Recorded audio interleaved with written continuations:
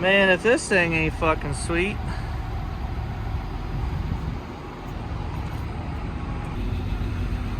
Well, good morning from North Dakota. Doing our pre-trip here. Just gotta avoid the mountains of snow to do so. Can I get around this way? Kind of. Really just wanted to check our tires on this side. Take a look at this guy. He rolled in right here. It's a good thing I try not to fall. It's a good thing I backed in because he pulled in right there. And he just pulled the brakes. That's one way to do it.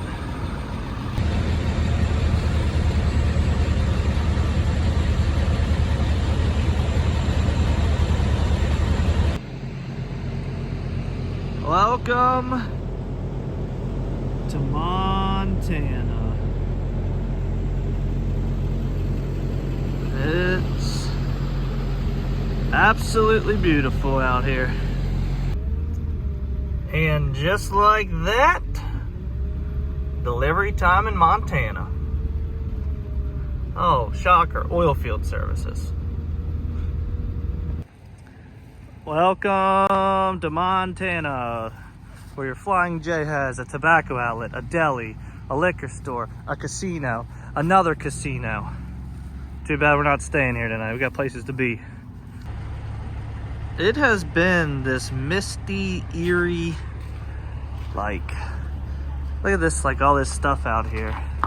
See how the ice is just forming on it? Back of the mirrors. Like, it has been a slippery ride. That is for sure. Diesel $3.89 here, pump price. Gonna fill up, and then we're close to getting our pickup done. We've made it to our pickup. Look at the snow, man. It's just crazy that people choose to live here. I mean, I get it. Some people don't have a choice of where they live, but good Lord. There's a place right up here. See that white sign? It's supposed to be a Saab we're picking up. I think it goes back to somewhere around Harrisburg, Pennsylvania. Well, I thought we were getting something a little like special. A guy I used to work with, his parents used to own a Saab dealership, and he had a bunch of Saabs. They're like 2-liter turbos, kind of quick cars. So I thought there was something special about this one. The reason they were shipping it enclosed all the way from North Dakota back to Pennsylvania, but nope, just needs an axle. Axle's on back order, so they're getting it back to their house in Pennsylvania and gonna wait till the parts come in and get it fixed there. So we did a little U-turn here in this lodge. You can see the tracks, and then we're just gonna pull this up in there, so we're never gonna be empty. We still got the Ford in there that we delivered tomorrow morning, and this will be one of the return cars.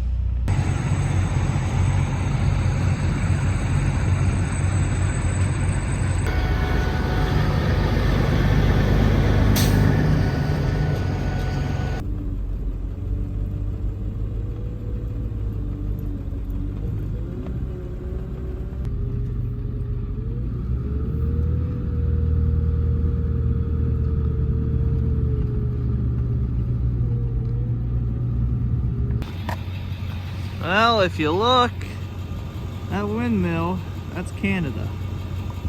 So we are right by the border.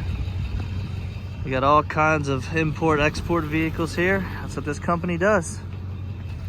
So we'll get this opened up, and we'll have to unload the Saab to get this unloaded. Hopefully I can get this thing started.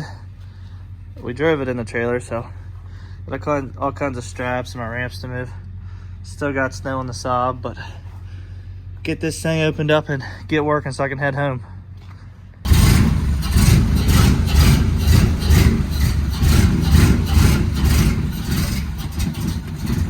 She's cold, but she's about out of the trailer, which all that matters to me.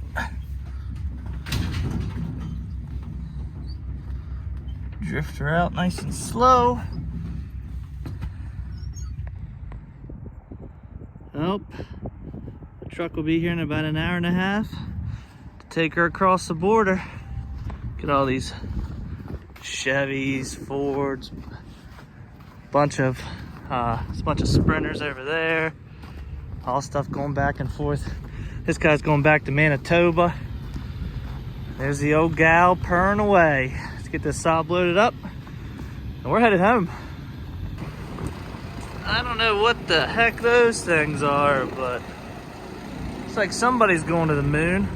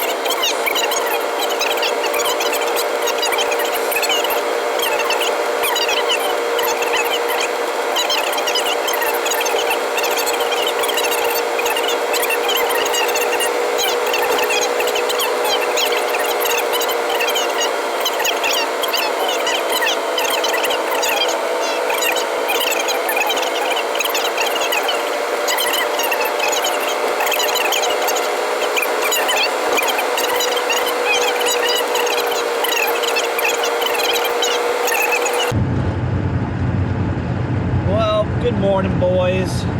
It is, what time is it here? It's 8 o'clock. The sun doesn't come up till about 8 o'clock here. We're outside of Fargo, North Dakota.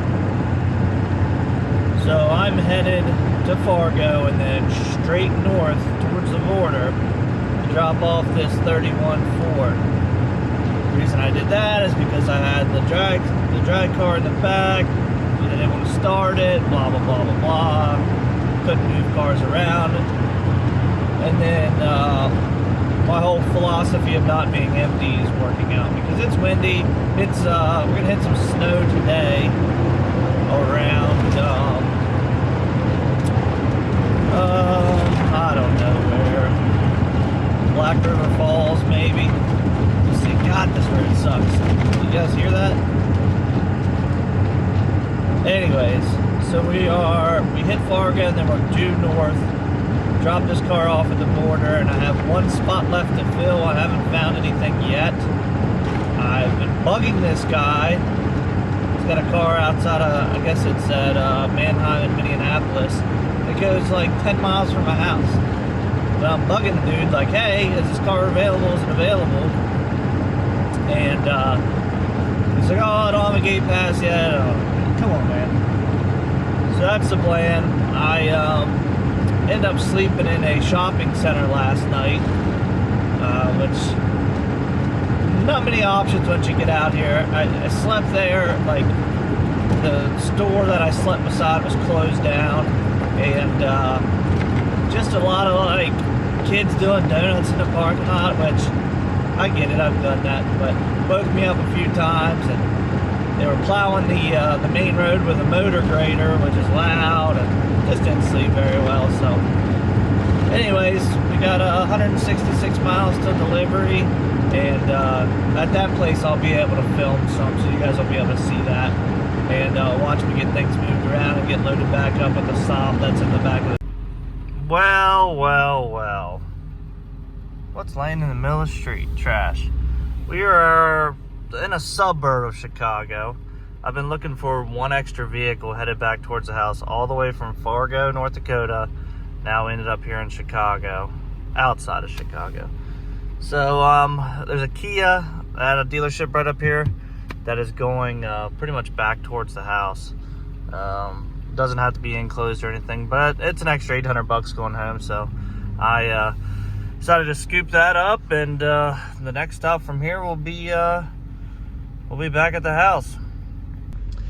And I'd be lying if I said I wasn't worn out, but I am, today's Friday, left on Monday, and won't make it home tonight, so, you know, it'll be like a 6-day run, and starting to feel it. Gonna get out of this truck a little bit. I'll probably get a hotel tonight. I've stayed in the truck every night just to save money, and I do sleep good usually in the truck, but I just haven't been getting the sleep I need. So lights green here. Let's go get this Kia picked up and get back to town. Well, and just like that, that is the end of a 4,300 mile trip. I am a quarter of a mile away from pulling in the driveway, and this truck definitely deserves a break after that. It hasn't really even been shut off for the last 6 days.